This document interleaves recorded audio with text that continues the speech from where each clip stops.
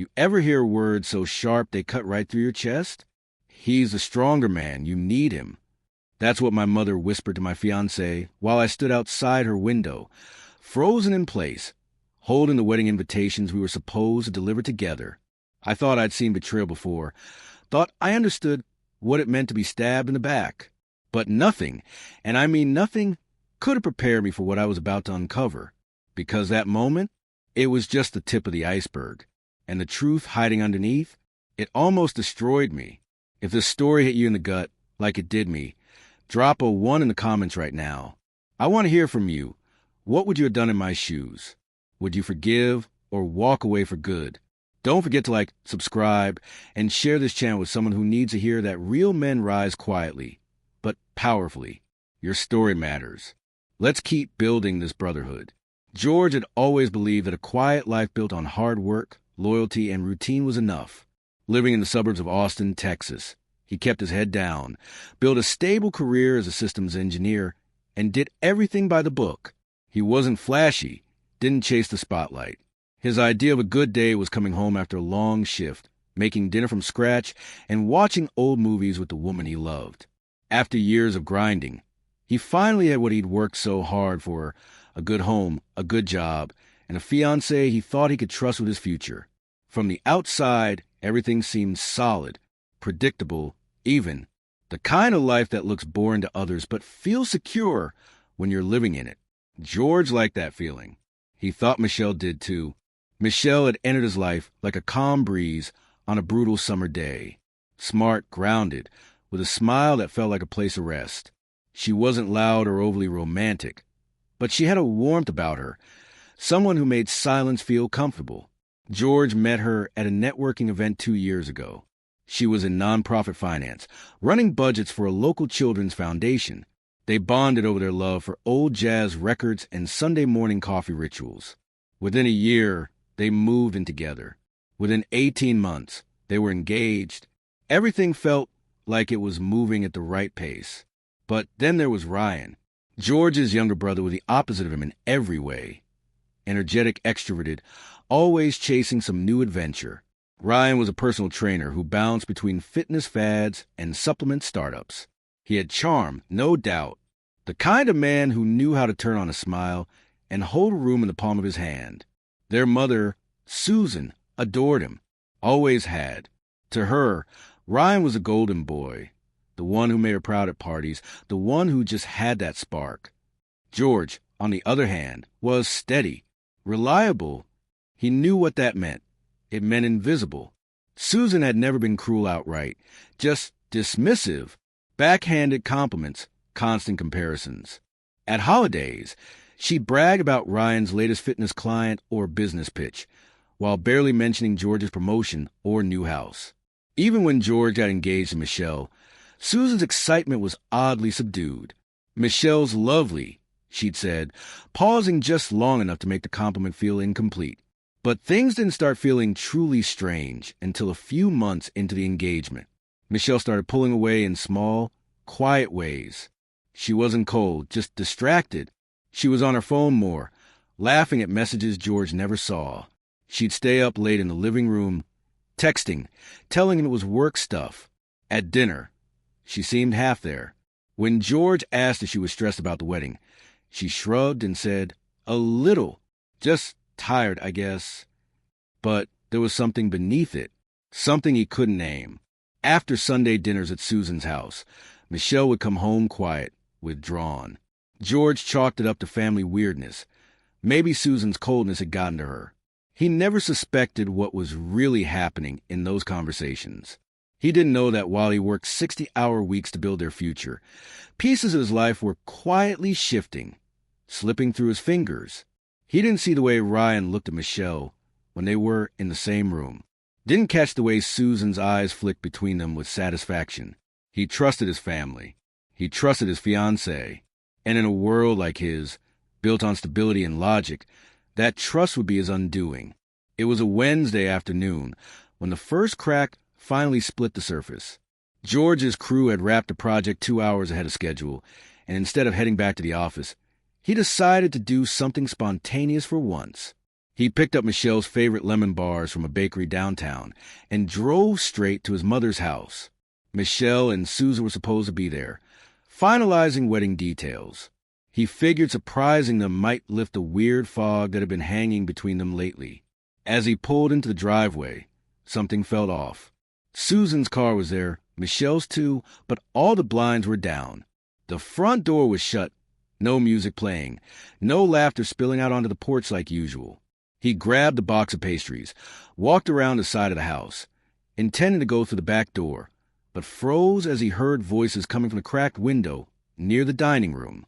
It was Susan, low and deliberate, her tone laced with something that sounded like strategy. "I'm just saying, sweetheart," Susan said, her voice smooth like a woman who'd rehearsed the same lie for years. "George is a good man, but he's not a present one. He works. That's it. Always has his head in a laptop.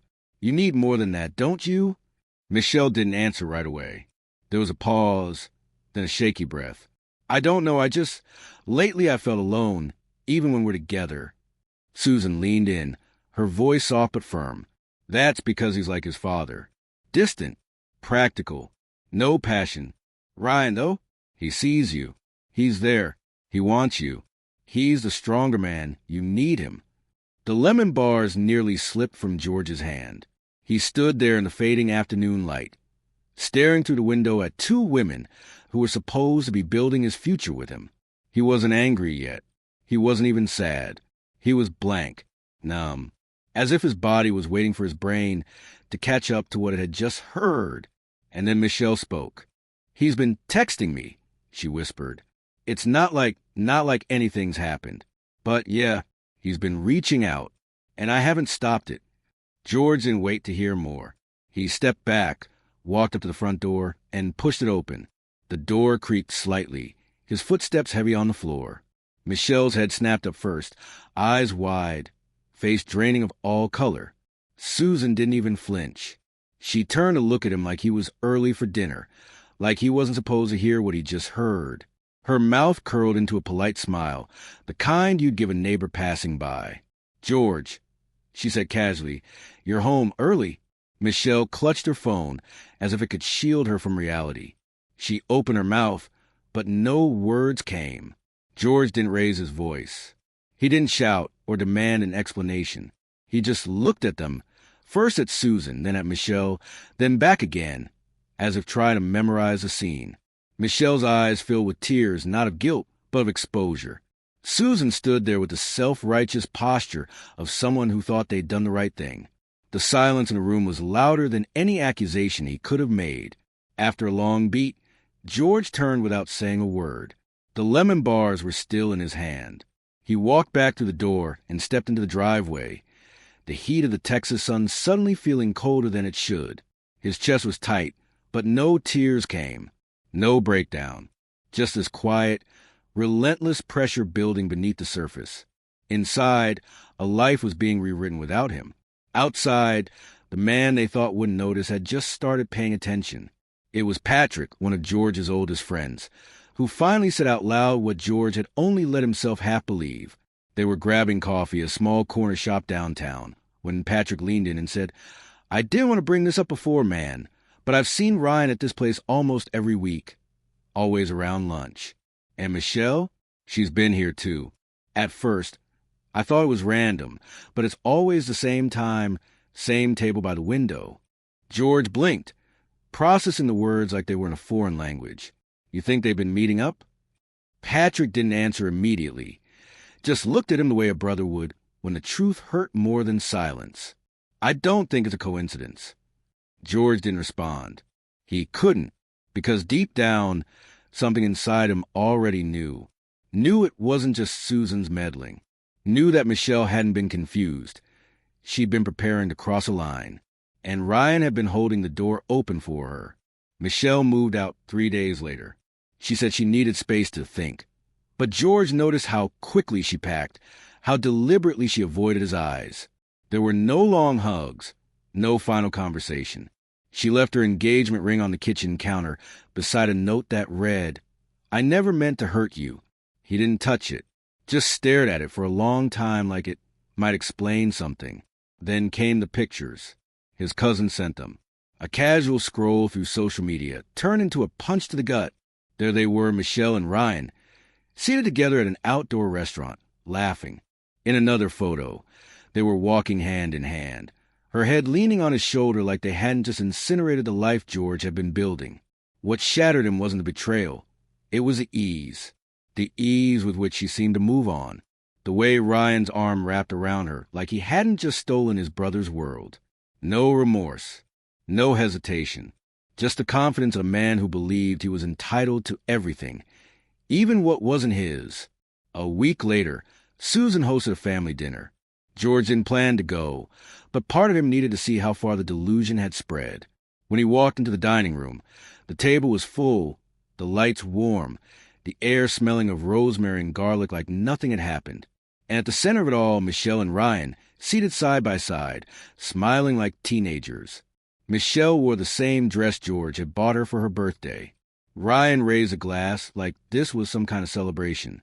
Susan hovered nearby, glowing with pride, the way only a mother could when she thinks her plan worked. No one said a word about George walking in. No one even looked surprised. It was like they had all rehearsed pretending he didn't matter.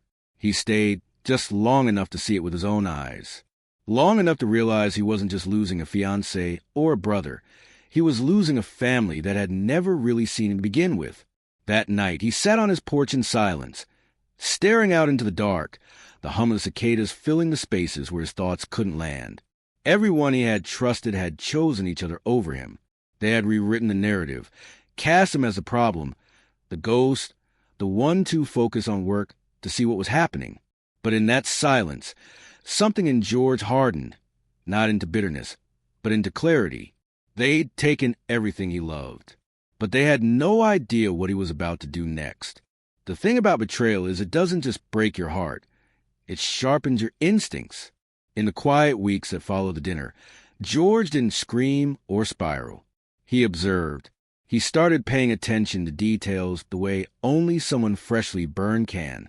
He remembered how Ryan had once bragged about his exclusive supplement line, how he packed bottles in his garage and sold them to clients at the gym for cash. It didn't sit right. So George did what any methodical, hurt, and now highly focused man would do. He started digging. A couple of social media posts here, a few casual online reviews there, and suddenly, things began to unravel. Ryan was selling unapproved supplements with no license. Some were even past expiration dates, just relabeled with a glossy sticker and a fake brand name. George managed to get photos, screenshots, and even a short clip someone had posted online of Ryan packaging the products in his garage. He wasn't just reckless. He was running an illegal operation under the radar, flaunting it like a badge of honor. George didn't need revenge. He just needed truth to do what truth always does, come to light. So he put together an anonymous packet with everything he'd found and sent it to the State Fitness Certification Board and the Health Department. It didn't take long. Within a week, Ryan's certifications were under review. 2 weeks later, he was suspended indefinitely. The gym where he worked quietly let him go, not wanting the bad press. Word started spreading. Clients dropped him. Deals fell through. That confident smile from the dinner table, it vanished from his Instagram overnight. George didn't feel satisfaction. He felt peace. For the first time in months, he slept soundly. But karma wasn't done, because when you pull one thread, the whole fabric begins to fray. Susan had spent years cultivating a perfect image in the real estate world. Top producer, glowing reviews, polished website. But George had always found it strange how her online testimonials looked too clean, too scripted. So he looked deeper. Turns out, many of those 5-star reviews were fake, written under burner accounts, traced back to IP addresses linked to her office, even her own laptop. Some of her listings included misleading claims, square footage inflated, renovation dates altered, inspection reports edited before being shared with buyers. George didn't need to exaggerate. All he had to do was hand the facts to the right people. Another anonymous report went out, this time to her brokerage in the local real estate ethics board. Within weeks, her reputation started to crack. Clients backed out. The brokerage began its investigation. Some of her colleagues stopped returning her calls. The queen of Sunday dinner was suddenly radioactive. And then Michelle texted. At first, George didn't want to open it, but curiosity won. I know I have no right, but I miss you, it began. I never stopped loving you. I think I just got lost. Your mom, she got in my head. Ryan doesn't understand me like you did. I made a mistake. I see that now. George read the message 3 times.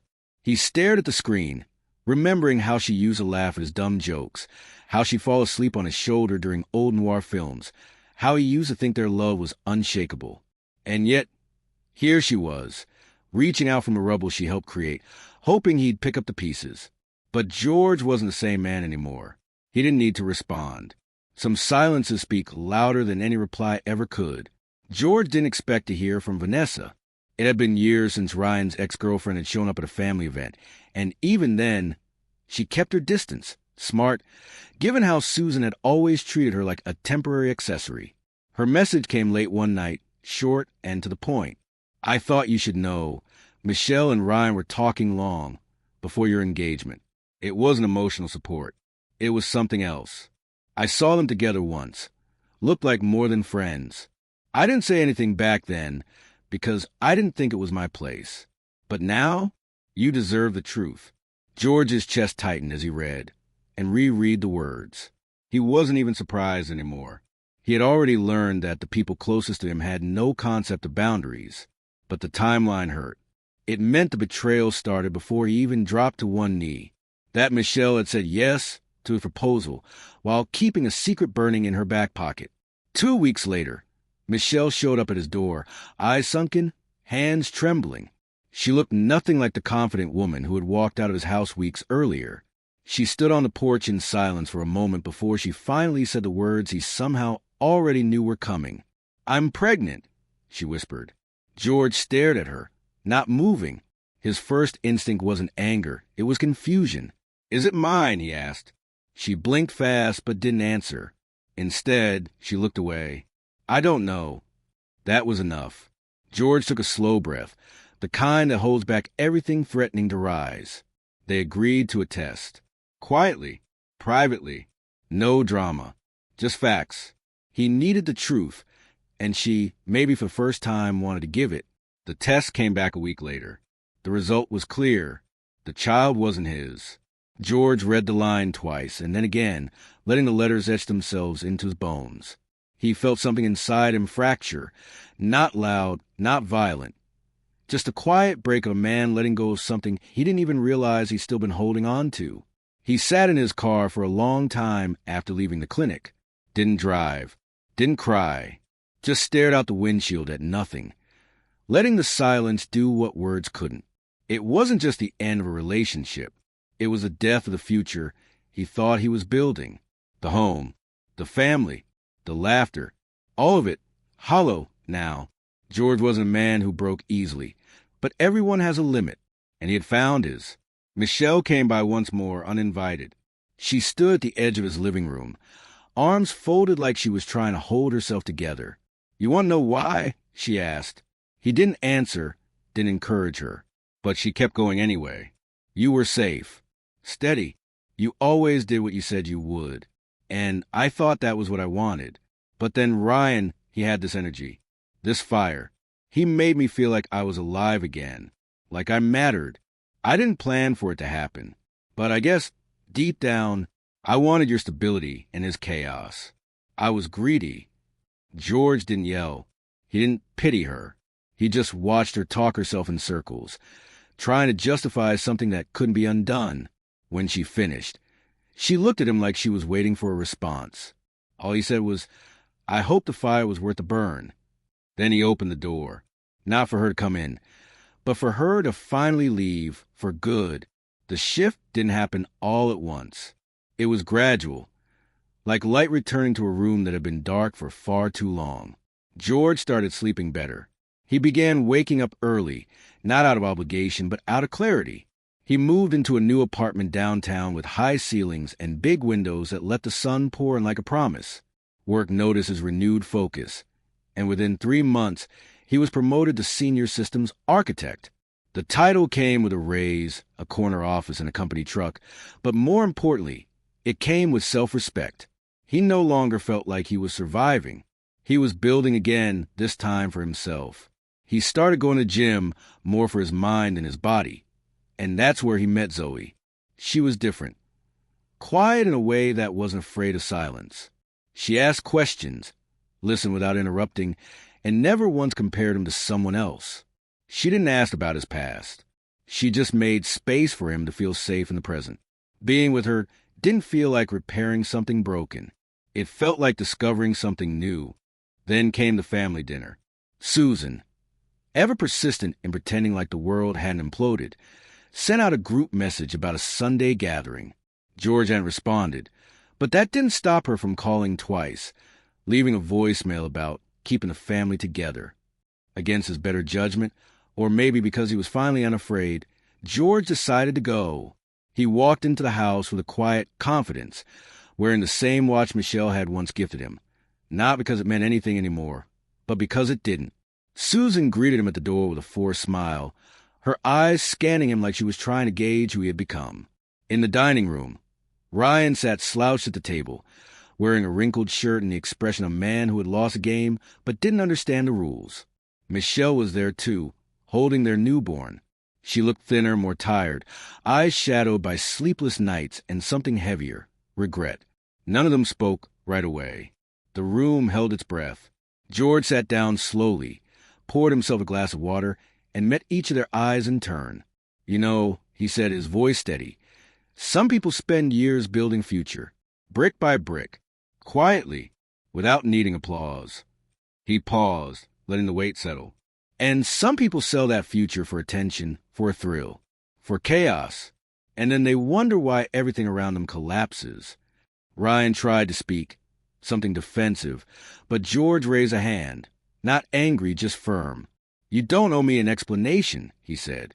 "You made your choices. You picked what you thought was better. I just hope, for all your sake, that it was worth it." Michelle looked down at the baby, her jaw trembling. Susan cleared her throat like she wanted to reclaim control, but the room had already shifted. For once, she wasn't the loudest voice. She wasn't the one everyone was listening to. George stood, buttoned his jacket, and looked around the table. "I don't hate any of you," he said, "but I don't owe you anything either." The words weren't said with bitterness. They were said with release. And with that, he walked out, not storming, not slamming the door, just quietly, like a man who knew he no longer belonged to their story.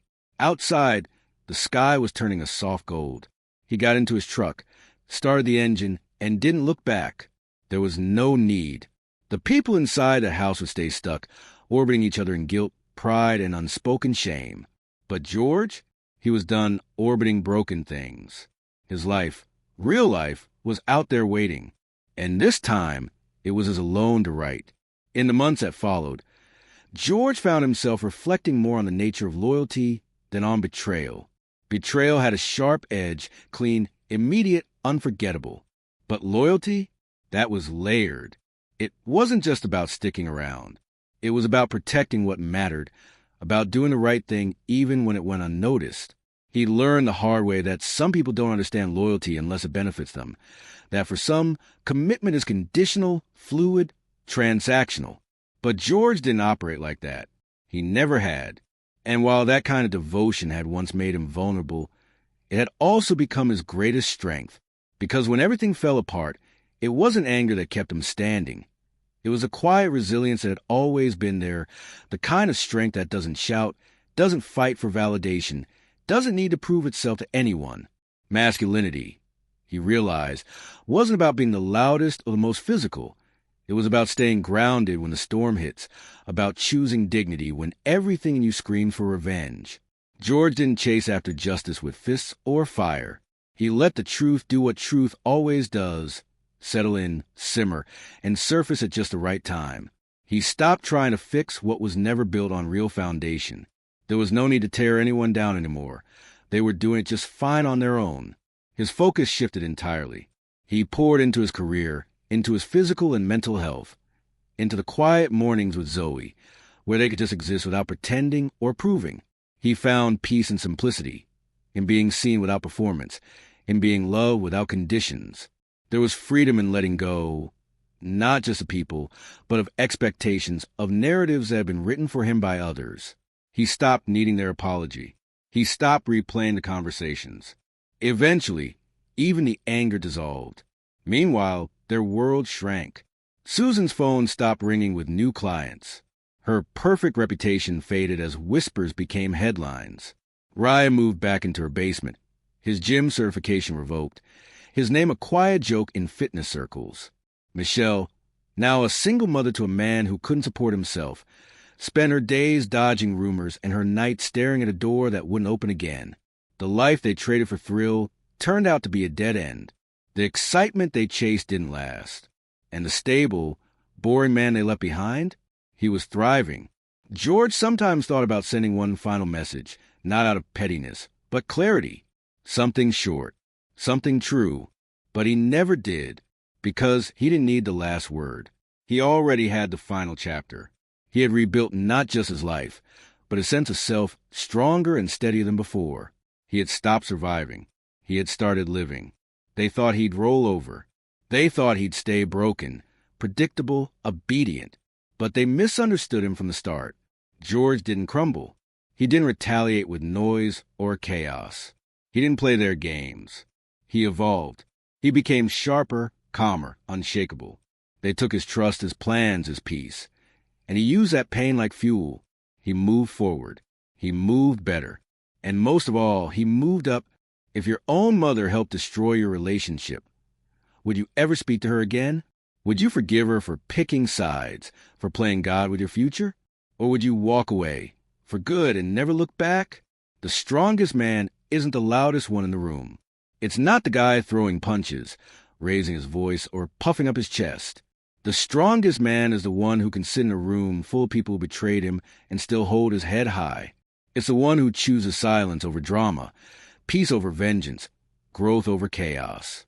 Real strength is calm. It's measured.